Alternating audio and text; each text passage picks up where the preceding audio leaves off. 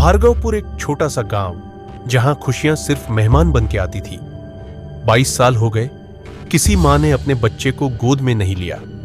हर बार जैसे ही किसी के घर में नए मेहमान की आमद होती, पूरा गांव रोशनी से सजा दिया जाता। पर वो रोशनी कुछ ही घंटों में अंधेरे में बदल जाती है। हर पैदा होने वाला बच्चा कुछ ही देर में बिना किसी वजह के मर जाता। डॉक्टर ने कहा मेडिकल एक्सप्लेनेशन नहीं है।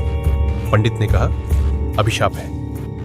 गांव वाले चुप रहे क्योंकि उन्हें पता था ये किसी इंसान का काम नहीं है। अनन्या और उसका पति रजत शहर से आए थे। रजत की नौकरी रिमोट थी और उसने सोचा कि एक शांत जगह पर नई जिंदगी शुरू करनी चाहिए। गांव की शांति और मिट्टी की खुशबू उन्हें खींच लाई। ये जगह बहुत प्यारी है, अनन्या ने कहा।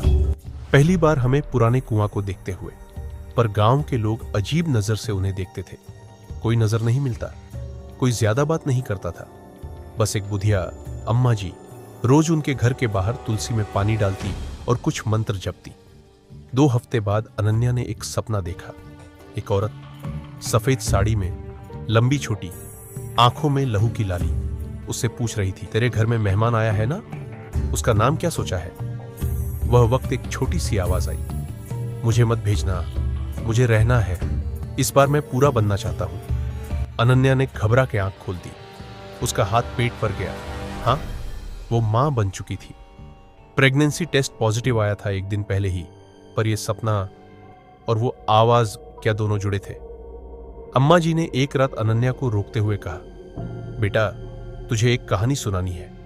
22 साल पहले इस गांव में एक दाई थी, चंदा, सबसे अच्छी, सबसे प्यारी।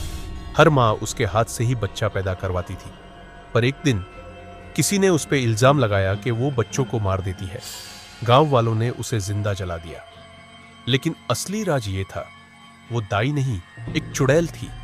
हर जन्म में वो लौट कर आती है एक मां के रूप में, और हर बार बच्चा पैदा होते ही उसका प्राण ले लेती है। अनन्या का रंग उड़ गया। रजत ने कहा तुम ये सब विश्वास मत करो, ये सिर्फ कहानियां हैं। पर अनन्या हर रात वही सपना देखने लगी। एक दिन अनन्या को अम्मा जी ने एक पत्थर की किताब दिखाई जिसमें पुराने गांव के श्रापों का जिक्र था। उसमें लिखा था, एक आत्मा जो अधूरा छोड़ गया हर जन्म में अपनी मां को ढूंढती है। जब तक मां उसे पूरा जन्म नहीं देती, हर मां उसकी बाली बनेगी। अनन्या अम्मा जी के साथ पुरानी हवेली गई, वही जगह जहां चंदा को जला दिया गया था। वहां एक पुरानी पेंटिंग मिली, एक औरत की।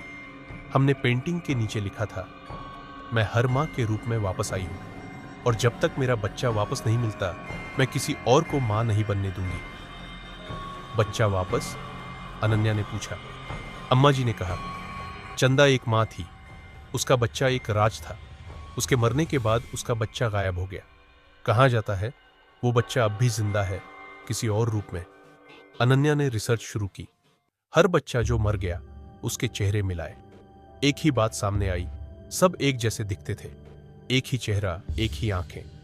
रजत ने अनन्या का अल्ट्रासाउंड देखा और डॉक्टर ने कहा, यह बच्चा कुछ अलग है, यह सामान्य नहीं है। उस रात चंदा की आत्मा अनन्या के सामने आई। तेरा बच्चा मेरा है, मैं उसे पूरा नहीं होने दूंगी। जब तक मेरी आत्मा मुक्ति नहीं पाती, वो मेरा हिस्सा बना रहेगा। रजत ने अनन्या को शहर ले जाने का प्लान बनाया, पर उसी रात वो गायब हो गया। सिर्फ एक चीज मिली, उसका मोबाइल जिसकी आखिरी रिकॉर्ड, मैं कुआं के पास हूं, कुछ है यहां, मुझे खींच रहा है, अनन्या भाग जाओ, वो तुम नहीं तुम्हारा बच्चा चाहती है। अनन्या बेहोश हो गई। उसने आंख खोली तो वो एक पुराने कमरे में थी। पेंटिंग उसके सामने थी, लेकिन इस बार पेंटिंग में उसका चेहरा था और एक बच्चा था जो उससे चिपक कर रो रहा था। उस दिन भार्गवपुर में पहली बार एक बच्चा जिंदा पैदा हुआ। अम्मा जी रो पड़ी। श्राप टूट गया। हाँ, कुछ और शुरू हुआ है। पर हमारे बच्चे की आंखों में लहू था, और जब उसने पहली बार मुस्कुराया, एक पुरानी आवाज गूंजी, मैं अब पूरा हो गया हूं, अब मेरी मां मैं खुद हूं।